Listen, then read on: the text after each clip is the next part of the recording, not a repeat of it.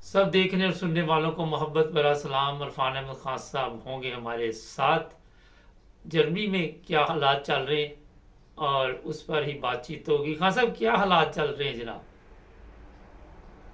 जी, बादशाह साहब, मैं वैसे आपको पता ही है, आपसे भी मुलाकात हुई थी।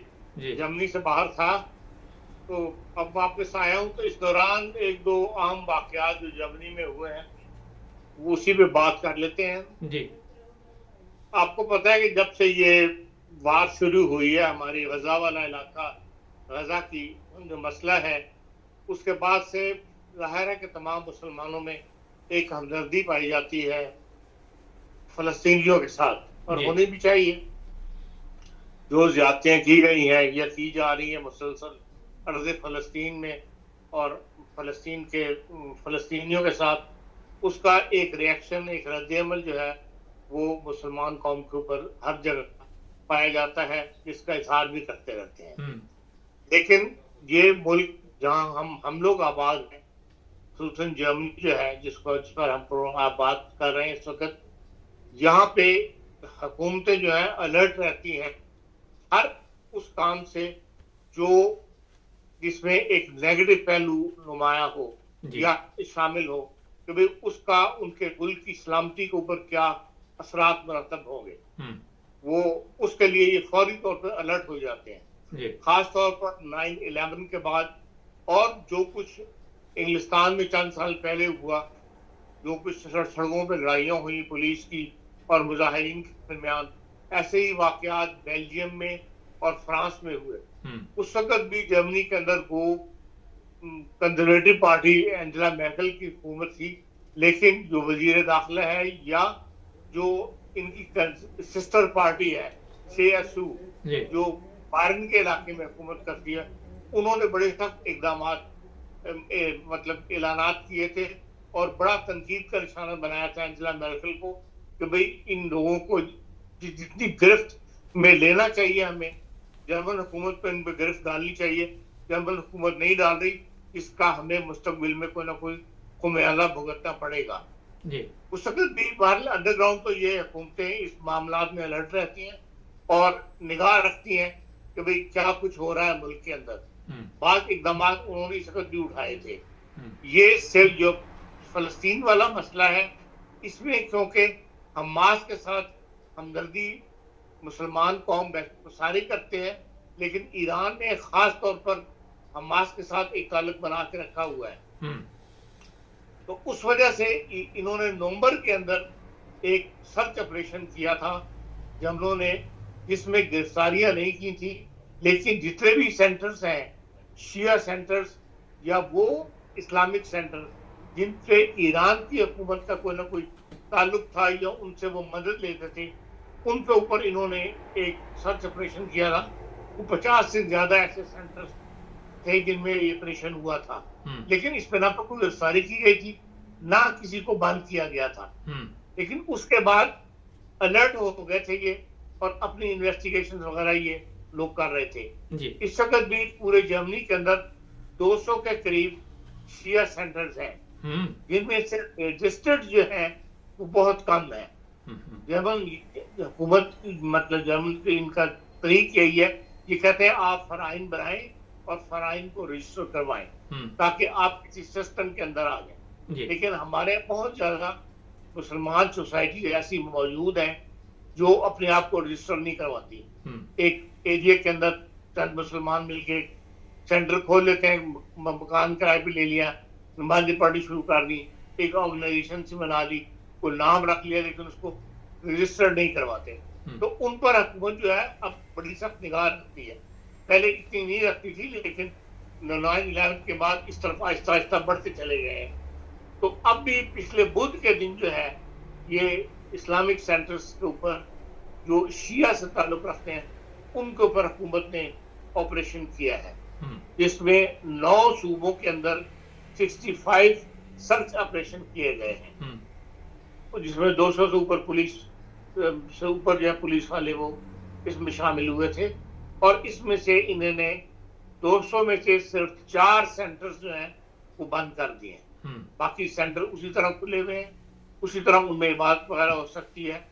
और इल्जाम ये लगाया है यमन गवर्नमेंट ने कि ये हमास के मामले में इंतहा पसंदाना प्रोपेगेंडा किया जा रहा था यहाँ से, और जिसमें ईरान की हुकूमत शामिल थी।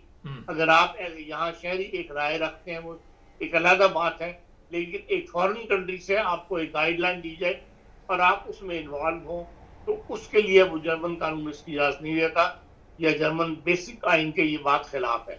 तो इसलिए उन्होंने 4 इस्लामिक सेंटर, जिसमें सबसे बड़ा इस्लामिक सेंटर जो शियों का है, शिया मसलक का है, वो हैम्बर्ग में है। इमाम अली उसको मस्जिद कहते हैं, कोई ब्लू मस्जिद भी कहता है। ये आल्सर झील है हैम्बर्ग की, उसके बिल्कुल किनारे बहुत खूबसूरत जगह पर है। मैं भी 2 दफा वहां गया हूँ, और उस सेंटर को मेन बड़ा सेंटर था, उसको उन्होंने क्लोज कर दिया।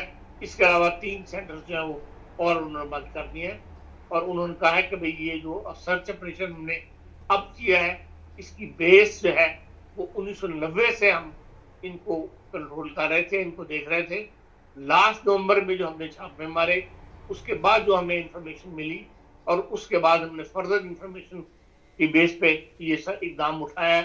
और मतलब ये ऐसा रवैया इन्होंने इख्तियार कर लिया था जिसके अंदर तशद्दुद जो है वो शामिल हो गया था, और ये इसराइल के खिलाफ बाद ऐसे इकदाम या यहूदियों के खिलाफ ईरान में उठाना चाहते थे, जिसके लिंक जो थे वो ईरान की गवर्नमेंट के साथ इनको मिले हैं। इसलिए उन्होंने ये इतना बड़ा कदम उठाने का फैसला किया है। तो इस लिहाज से ये एक आम बड़ी खबर है, जब मुसलमानों के खिलाफ कह लें आप एक बड़ा इकदाम है, तो इतना बड़ा इकदाम इससे पहले जर्मनी में नहीं उठाया गया था। जी सर, कोई गिरफ्तारी भी हुई? चंद गिरफ्तारियां हुई है, लेकिन उनको यह है कि वो छोड़ दिया गया है। बंदों को वक्ती इन्वेस्टिगेशन के लिए पकड़ा गया था, लेकिन देखिए जर्मनी के अंदर पकड़ना इतना आसान नहीं है। लोग फौरी तौर पे अदालतों में चले जाते हैं और वहां उनको जमानतें मिल जाती हैं या उनको रिहा कर दिया जाता है। बड़े जब तक सॉलिड सबूत ना हो, हाँ जेर निगरानी ये जरूर रखते हैं, ऐसे उनके हाथ में पटा बांध देते हैं या ऐसी कोई पाबंदी लगा देते हैं कि आपने इस एरिया से बाहर नहीं जाना, और जो ही आप उस एरिया से बाहर जाएं वह फौरन गिरफ्तारी अमल में आ जाती है। तो इस लिहाज से यहाँ जर्मनी में ये काफी सहूलत है कि जब तक कोई बड़ा क्राइम ना किया हो उस वक्त तक ये सिर्फ अंडर ऑब्जर्वेशन रखते हैं, और इस किस्म की मतलब उनको पाबंदी लग जाती है, आप इस एरिया से बाहर नहीं जा सकते या मुल्क से बाहर नहीं जा सकते, और उसकी भी निगरानी की जाती है। सर, यहाँ पे बड़ी तादाद में और भी लोग रहते हैं, अहमदिया मुस्लिम भी रहते हैं और भी रहते हैं, वो भी इससे मुतासर होंगे या उनके लिए कोई प्रॉब्लम नहीं होगी? नहीं, जर्मनी में देखे कभी किसी के लिए अगर आप कानून की खिलाफ वर्जी नहीं कर रहे तो आपके लिए कोई प्रॉब्लम नहीं है। आपको इबादत के मामले में, आपकी मजहबी आजादी के मामले में हर मजहब को, हर फिरके को मुकम्मल आजादी हासिल है, लेकिन आप अपनी एक्टिविटीज को फिर मजहबी फरीज़े तक महदूद रखें। उससे सियासत का रुख इख्तियार न करें या कोई एहतजाजी रुख इख्तियार न करें जिससे मुल्क के अंदर बदमनी पैदा होनी हो। तो फिर जर्मनी में कोई किसी को नहीं पूछता, कोई ऐसी मतलब गिरफ्त नहीं है आपके ऊपर। एक बड़ी अहम बात खान साहब आपने की कि यहाँ रजिस्टर्ड करवाना पड़ता है, कोई भी नमाज सेंटर है या जो भी इस्लामिक सेंटर है, तो जो गैर कानूनी तौर पे रजिस्टर्ड नहीं फर्ज किया किसी ने किया तो उसको तो मुकम्मल ये बंद कर सकते हैं ना? नहीं, उनके बाद अगर आप जब तक कोई ऐसा इकदाम नहीं उठाते वो आपको बंद नहीं करते। अच्छा, अंडर ऑब्जर्वेशन रखते हैं कि आप आए, नमाजें पढ़े, इकट्ठे हो रहे हैं, ठीक है। इकट्ठे होकर कोई ऐसा इकदाम ना उठाए जिससे कोई मुल्क इस्लाम की खतरा हो या मुल्क में बदअमनी का खतरा हो, तो फिर वो अगर खतरा पैदा हो जाए तो वो इकदाम उठाते हैं, वरना आपको कुछ नहीं कहते और अंडर ऑब्जर्वेशन रखते हैं, देखते रहते हैं, आप करते रहे हैं। खान साहब ये बताइए, कोई ईरान की तरफ से धमकियां वगैरह आ रही है? अभी हमारे पास इतला आई है कि इसराइल ने तमाम परवाजें बंद कर दी हैं इसराइल जाने वाली।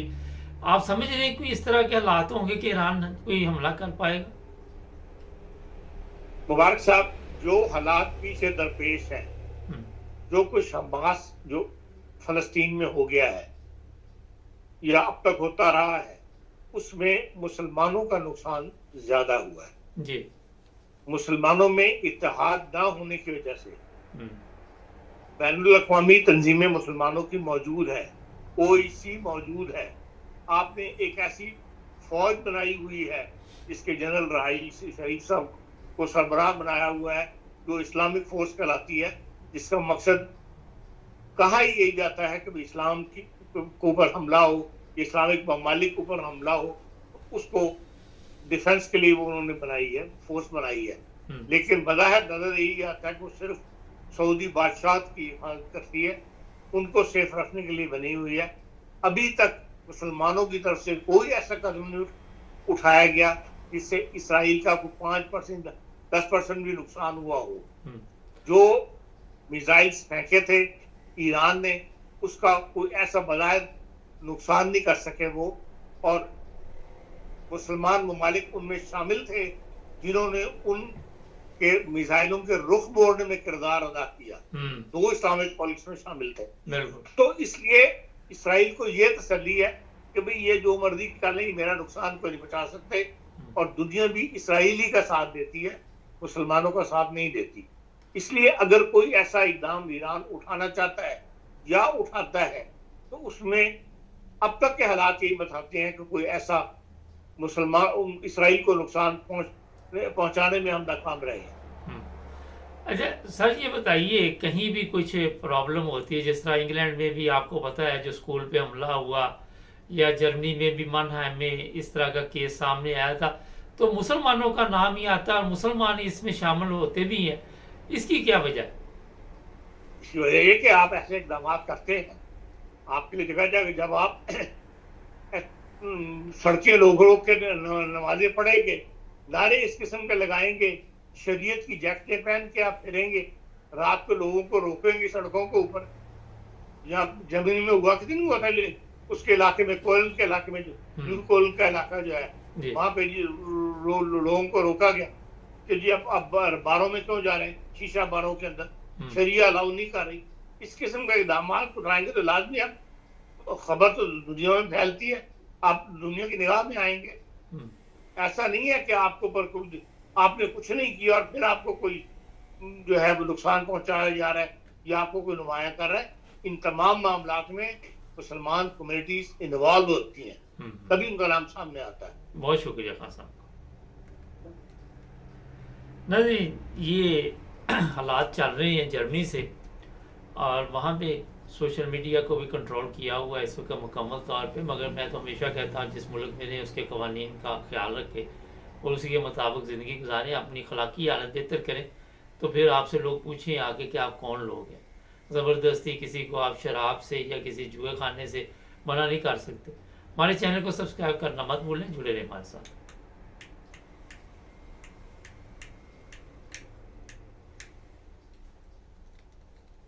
सब देखने और सुनने वालों को मोहब्बत भरा सलाम। ना जी, ईरान की तरफ से कुछ ऐसी चीज़ें सामने आ रही हैं कि ईरान इसराइल के ऊपर कोई ख़तरनाक हमला करने वाला है, और अमेरिका आप सबके इल्म में है कि वो चाहता है कि कोई ऐसी जंग ना हो, और उसने कहा जी मैं इसराइल का भरपूर साथ दूंगा।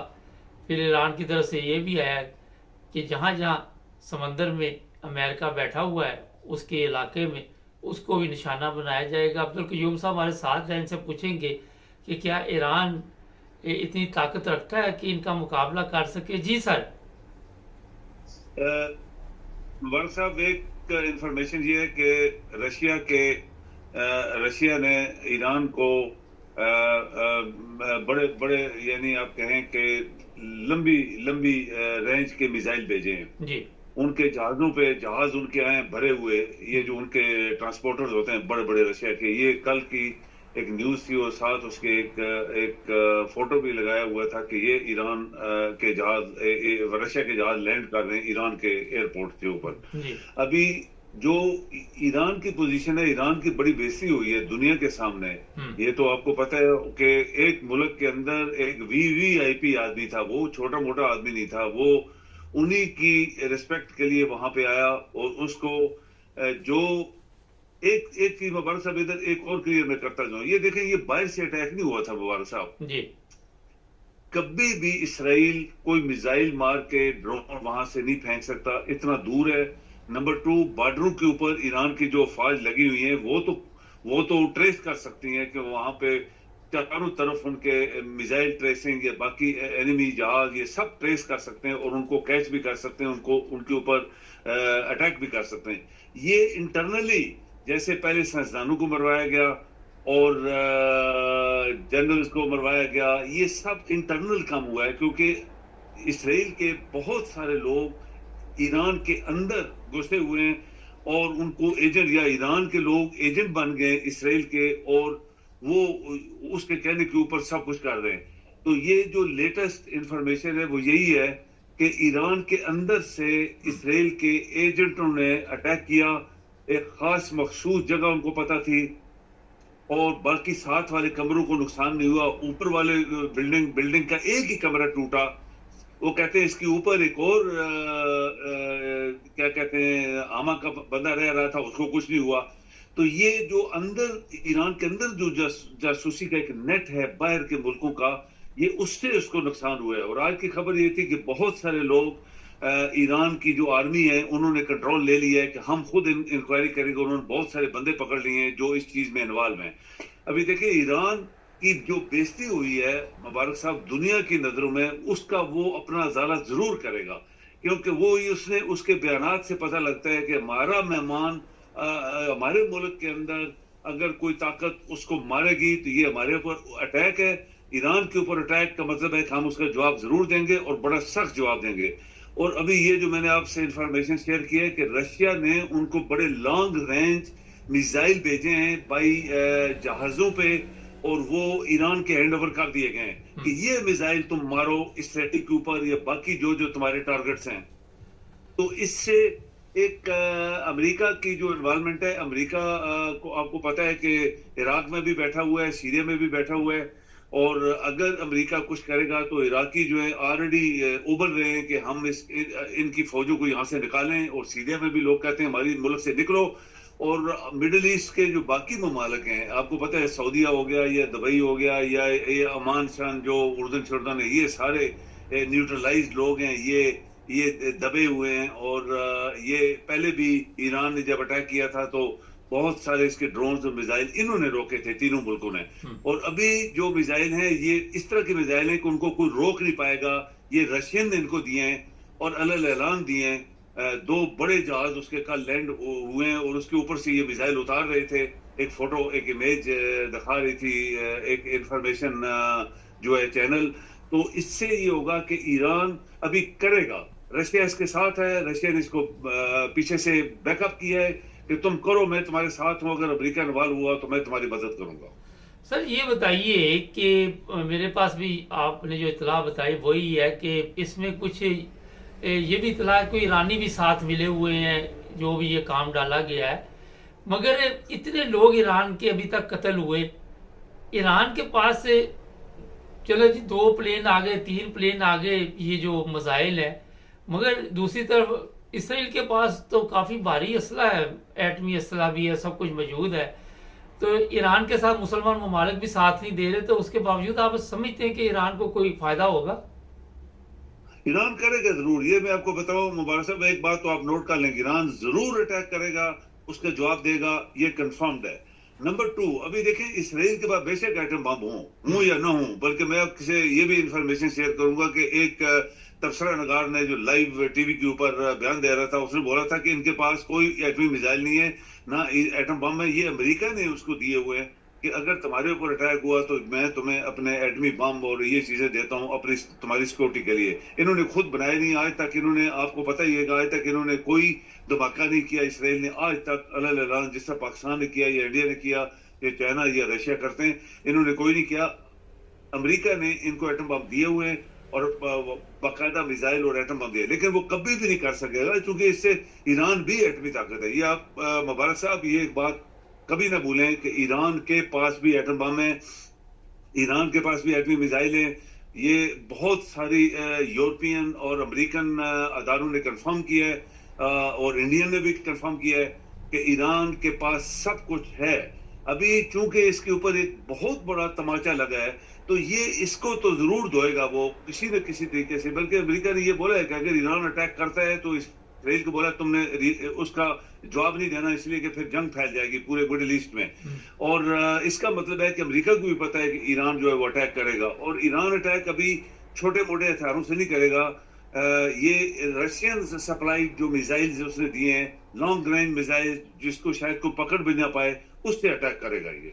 सर, पाकिस्तान कल वजीर आजम ने भी बयान दिया कि हम इसराइल के खिलाफ ऐसी करारदाद मंजूर कर रहे, उसका कोई फायदा होगा ईरान को? ये मगरमच्छ के आंसू मुबारक साहब, एक कहानी है कि मगरमच्छ जब शिकार मार लेता है, खा लेता है, उसकी आंखों से आंसू निकलते हैं। ये पाकिस्तानी ये क्या समझते हैं?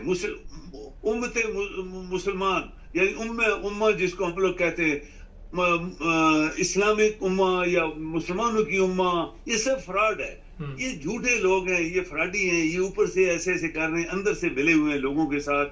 आप मुबारक साहब एक बात नोट करें कि 50-60 हजार पैलेस्टाइन जिसके अंदर बच्चे, बूढ़े, जवान, बच्चियां सब शहीद हुए हैं ना, किसी भी मुसलमान मुल्क ने उनकी मदद की है? आप देखें, आपने एक फौज बनाई थी मुसलमान मुल्कों ने 57 मुल्क की, और एक बंदा वहां पैसे खा रहा है, पाकिस्तान का जनरल आरामखोर वहां बैठा हुआ है सऊदीया में, और उसकी फौज का कमांडर बना हुआ। अब बताएं कि जब इतनी दुनिया मारेगी वहां पे, उनका खाना पीना, बिल्डिंगें सब खत्म हो गई, वो यतीम क्या होते हैं जी? आप तो ये तो अफ्रीका की भी जो सिचुएशन थी, वहां पे जंगे हुई हैं तो लोगों की नहीं है जितनी आज वहां पे गाजा में। तो किसी मुसलमान मुल्क ने अफसोस तक नहीं किया। और अपने चैनल्स के ऊपर, मैं चैनल देखता रहता हूं, आप यकीन करें कि अरबी चैनल के ऊपर गाने लगे हुए हैं, डिस्को डांसें लगी हुई हैं, और नाच रहे हैं, खा पी रहे हैं। और वहां पे एक तरफ वो मुसलमान है ना, वो भी बच्चे मुसलमान थे, बच्चियां, औरतें, मर्द जो मर रहे हैं और चीखो पकार कर रहे हैं। बल्कि एक पैलेस्टाइन का अखबारी रिपोर्टर है जो पाकिस्तान में रहता है और वो उर्दू भी बोल सकता है, उसने ये बोला कि जो जुल्म हुआ गाजा में, किसी मुसलमान मुल्क ने मदद न की, लेकिन जो बदवाएं उन बच्चों ने, औरतों, बूढ़ों ने, जवानों ने दी हैं, उम्मा यानी जिसको हम उम्मा इस्लाम कहते हैं, वो रिकॉर्ड हो गई है अल्लाह के यहाँ। अल्लाह ताला इन कौमों के ऊपर अजाब भेजेगा जो जुल्म हुआ, और ये कौम है, मुसलमानों की कौम है, बोली तक नहीं है उन बच्चों और उन औरतों, मर्द औरतों जो वहां पे शहीद हुए। बहुत शुक्रिया सर। जी मेहरबानी। जी, मैं हर प्रोग्राम में ये आपको जरूर बता देता हूँ कि मुसलमानों में गद्दारों की कमी नहीं है, ये भी गद्दारों से मिलकर काम डाला जाता है, ये भी डाला गया। और पाकिस्तान ने क्या मदद करनी है, जिसके अपने हालात ये है कि वो अरब ममालिक उसको कह रहे हैं कि यार यहाँ पे बेकारी ना भेजो, यहाँ पे ये इस तरह के लोग ना भेजो। तो ना अपने मुल्क की इज्जत है, ना बाहर इज्जत है। हमारे चैनल को सब्सक्राइब कर ले, जुड़े रहे हमारे साथ। सब देखने और सुनने वालों को मोहब्बत भरा सलाम। जवेद इकबाल चीमा साहब आज हमारे साथ होंगे, मैनचेस्टर से मजहबी स्कॉलर भी हैं, और मेरा ख्याल है कि इनकी जितनी सियासत में नज़र है और पाकिस्तान की तरफ से बड़े बेचैन रहते हैं। इनसे पूछेंगे कि क्या चल रहा है आजकल पाकिस्तान में, क्या हालात चल रहे हैं जी चीमा साहब? पाकिस्तान मुबारक साहब, कोई दिन ऐसा नहीं गुजरता जिस दिन तरक्की की मंजिलें तय नहीं करता डाउन की तरफ। अच्छा। तो हम पस्ती की तरफ तरक्की कर रहे हैं लगातार। 75 साल से तो अलग स्टोरी थी, अब 3 साल से अलग स्टोरी है। तो 3 साल से हम पस्ती की तरफ बेइंतहा तेजी के साथ सफर कर रहे हैं। अब पता नहीं ये सफर हमारा कब खत्म होगा, या हमारी जान लेके होगा, या फिर इस मुल्क के टुकड़े होंगे। लगता है कुछ ना कुछ जरूर होगा। वो एडवेंचर होगा तो काम बनेगा, एडवेंचर नहीं होगा तो काम जान नहीं छूटेगी। अच्छा, ये खबर बड़ी एक अहम है कि पाक फौज के जवानों को सोशल मीडिया पे बैठा दिया गया है कि आप जनाब सोशल मीडिया पे बैठ के तो जंग जीतेंगे और सोशल मीडिया पे जवाबात देंगे। तो इसकी क्या जरूरत पड़ गई?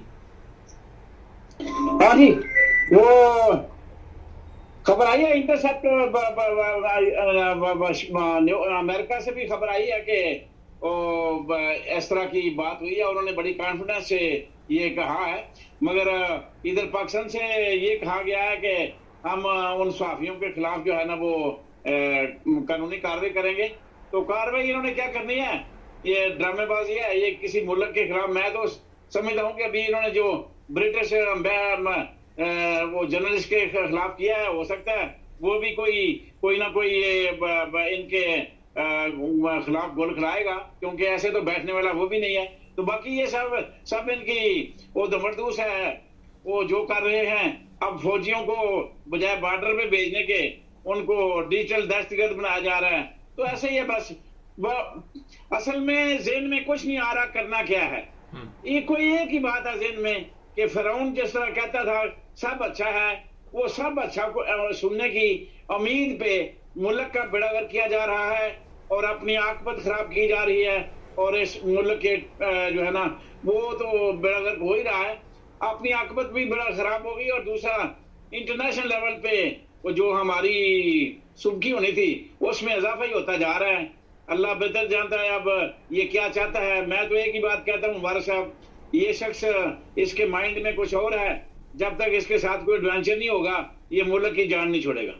सर एक बड़ा अहम सवाल है यहाँ पे कि बताया जा रहा है कि काफी दिन गुजर गई हैं, जो फैसला आया था आपको भी पता होगा, जो इजाफी सीटें थी उसके बारे में, मगर अभी तक उस पर भी कोई अमल नहीं हुआ, उस पर भी कोई रोला ही पड़ा हुआ है।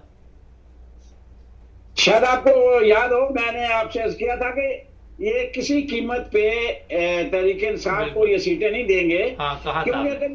अगर ये सीटें दे दें तो फिर तो इनकी शिकस्त तस्लीम कर गए वो, क्योंकि वो तो मेजोरिटी में आ गया है इमरान खान। तो ये सीटें देने का मकसद ये है कि शिकस्त को तस्लीम कर लिया, इमरान खान को वज़ीर तस्लीम कर लिया। तो अभी तक वो उनके ज़हन में फतूर है, उनके ज़हन में अना का कीड़ा है, ईगो है, गुरूर तकब्बर है, हसद बोझ कीना नफरत अरूज पे है इमरान खान के खिलाफ। और वो सोशल मीडिया पे जो नौजवान बिठाए गए हैं फौजी अफसर, वो भी वही जहर बोलते हैं जो उनको लिख के दिया जाता है पीटीआई के खिलाफ, इमरान खान के खिलाफ। बस उनका भी और कोई मिशन नहीं है। तो ये एक मिशन के अंदर ही पागल हो रहा है, एक मिशन के अंदर ही बेड़ागर्क हो रहा है, फौज का भी इमेज खराब हो रहा है। और एक शख्स है, सिर्फ एक शख्स है, उसका नाम है जनरल आसिफ मनीर, और वो ये सारे जो है ना वो तकदीर, मुल्क की तकदीर के साथ खेल रहा है।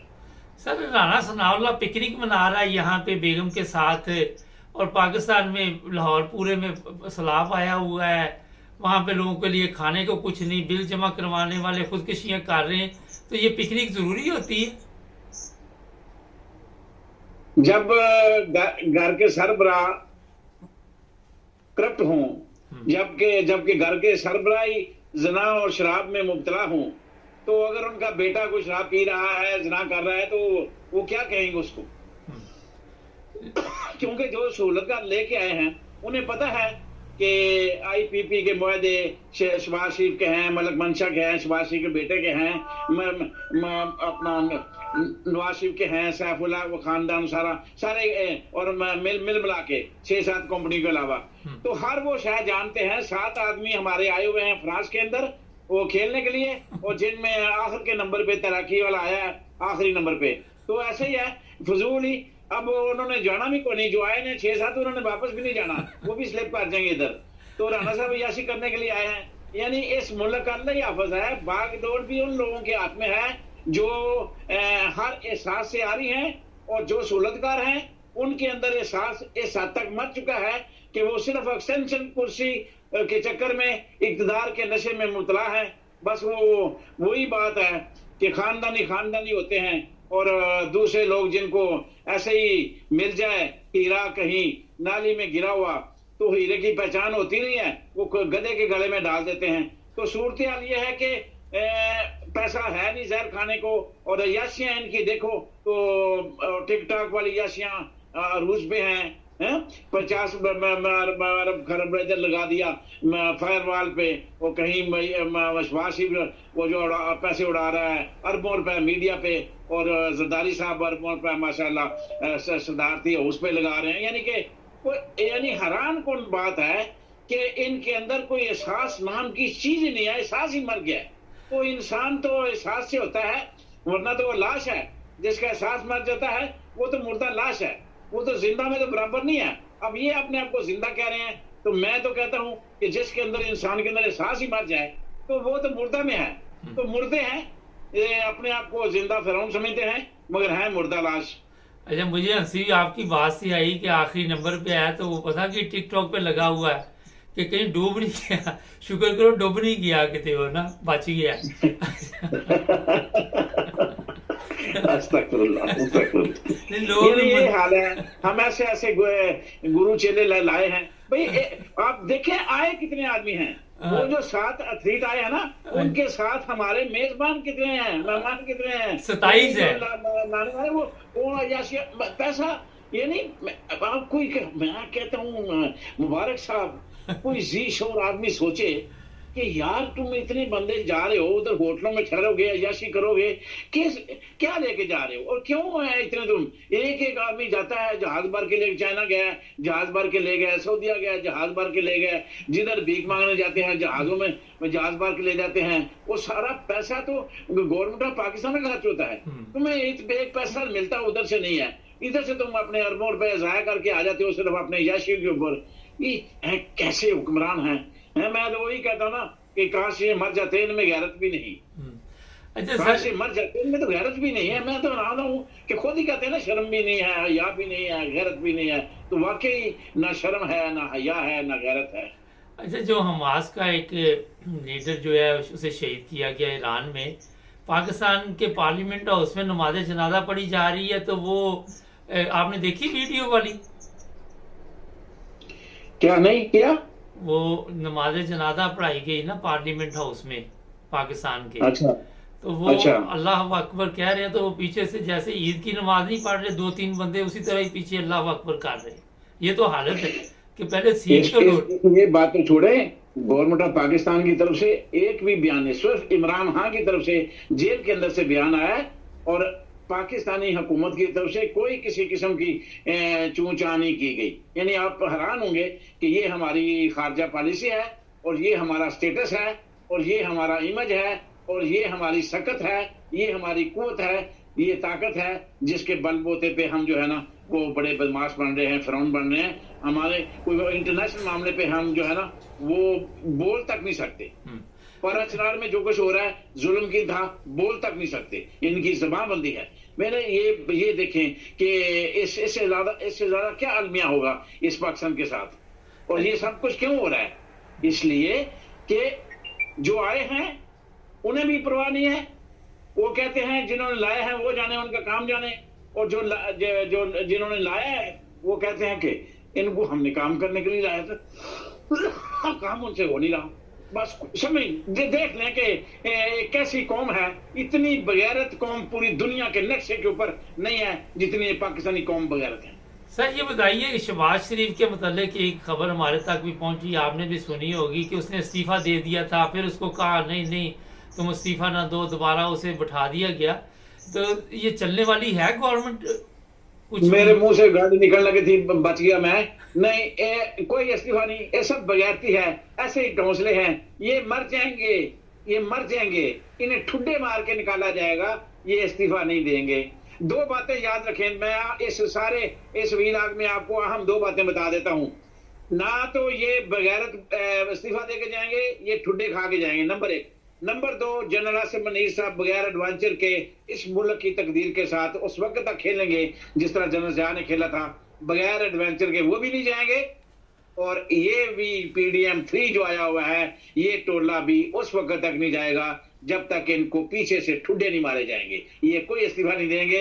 इस्तीफे दिलाने वाले, इस्तीफे लिखाने वाले, वो इनको लाने वाले, इनको घर भेजने वाले, वो एक ही शख्स है, उसका नाम है जनरल आसिफ मनीर, बस। अच्छा, और जो ब्रिटिश सहाफ़ी बताया जा रहा है उसे मुलाकात नहीं करने दी गई इमरान खान के साथ और वापस ही भिजवा दिया गया, उसने वज़ीर दाखिला को भी दरख्वास्त दी, सब कुछ दी। क्या इतना मसला है कि इमरान खान से मुलाकात क्यों नहीं करने दी? मैं कहता हूं इमरान खान के लिए इतना बड़ा हवा बना हुआ है जिसके एक एक कॉलम, एक एक स्टोरी के ऊपर इनकी पेचेस लगे हुए हैं। वो कैसे चाहते थे कि ऐसे एक इमरान खान का डायरेक्ट इंटरव्यू हो जाए जो दुनिया में छपी और फिर इनके लिए वो बाले जहां बन जाए। मगर मैं आपको एडवांस बता रहा हूं, इनके लिए वो बाले जहां वो स्वाफी बनेगा और बनने वाला है। अनकरीब आप तमाशा एक नया देखेंगे और इनको ब्रिटिश जो UK है इनको अपनी औकात याद दिलाएगी। इन्होंने 2 हरकतें की हैं। एक काजी फायज ने जो ब्रिटिश एम्बेसी को खत लिखा था और जवाबन, और दूसरा अभी जो इन्होंने हरकत की है इसका खमाजा इन्हें भुगतना पड़ेगा। आने वाले दिनों में देख लेना कि वो क्या इनको बहुत बड़ा खमाजा, ये तरले मिनटों पे आएंगे। देखें इनके साथ क्या होता है, जो इन्होंने सलूक किया है सवाफी के साथ, इनके साथ बहुत बुरा होने वाला है। ये नोट कर लें आज के बाद। थोड़ी सी इंटरनेशनल बातचीत कर लें। ईरान की तरफ से ये कहा जा रहा है कोई ऐसा वो हमला करेगा, आप समझते हैं कि ईरान कोई हमला करेगा इसराइल के ऊपर? नहीं, अगर मैं बेशक बुरी लगे मुसलमानों को मेरी बात, या ईरान को बुरी लगे, बहरहाल मैं तो समझता हूँ कि पहले भी इतना बड़ा हादसा हुआ था प्रेसिडेंट का और कुछ नहीं हुआ और अभी भी कुछ नहीं होगा। असल में मामला जो है ना वो कुछ और हैं। बस कुछ ना पूछें मुबारक साहब, जो कुछ दुनिया में हो रहा है ना इसको समझना इतना आसान नहीं है। गेम बहुत बहुत ऊपर जा चुकी है। अच्छा, जरा इतिहास से जवाब दीजिएगा कि इंग्लैंड में बड़ी खबरें चल रही हैं और हालात खराब होते जा रहे हैं। जिस दिन से आपको पता स्कूल पे हमला हुआ है, मुसलमानों के खिलाफ नफरत की कई खबरें हमारे पास है, तो क्या वजह कि हर दफा मुसलमानों के नाम क्यों आ जाते सामने? ये होना ही होना है। एक तो जो है ना वो एंड हो रहा है दुनिया का, दूसरा ये जंग लगना है, ये पार्टीशन होनी है, अब ग्रुपिंग होनी है और ग्रुपिंग में मुल्कों ने भी तकसीम होना है, तो उसके अलावा लोगों ने भी तकसीम होना है। तो मामला जो है ना वो उस तरफ जा रहे हैं कि क़यामत की निशानियां तो पूरी हो चुकी हैं। बाकी अब जो है ना वो सूरत हाल, ये हम जो बांगे बड़े बड़े दावे करते हैं ना, नहीं, हमने एक दफा तबाह होना है, जो मेरे अल्लाह का कानून कुदरत है और हम उसकी तरफ बड़े तेजी से गामजन हैं। अब मुसलमानों का जो है ना वो इमाम मेहंदी से पहले उससे पहले जो इनका हाल होना है वो हाल होना ही होना है, उसे कोई नहीं रोक सकता। और हमारे सवाल के दिन जो है ना वो आए हुए हैं, पहले ही आए, बड़े देर से आए हुए हैं। अभी हम मजीद नजदीक तो जाएंगे और बस फिर हमारा उस वक्त ही एक दफा दोबारा जो जंग लग के नक्शा जो है ना खत्म हो जाएगा, टेक्नोलॉजियां खत्म हो जाएंगी, सब कुछ तो तबाह बर्बाद होगा। फिर वो पहले वाली जमाना आएगा, फिर वो मेहंदी साहब आएंगे, तो उस वक्त फिर वो चंद दिन मुसलमानों के जो हैं वो निकलेंगे अच्छे। बाकी इस वक्त कोई अच्छा शगुन नहीं है मुसलमानों के लिए, और मुसलमानों ने पिसना है और वो पिसने के लिए अब मेरे अल्लाह और अल्लाह के नबी का कानून है वो टल है, और जो मेरे नबी ने कहा वो सच होने जा रहा है, वो सच होगा कि मुसलमान मजीद ज़लीलो रस्वा होगा। बहुत शुक्रिया चीमा साहब आपका, बहुत शुक्रिया, थैंक यू। नाज़रीन, बात चीमा साहब ने जो कही कि हर जगह पे मुसलमानों के ऊपर सवाल इस वक्त चल रहा है, किसी भी मुल्क में आप देखते हैं, गौर करना चाहिए क्या वजह है इसकी, क्यों नहीं हमारे हालात ठीक हो रहे।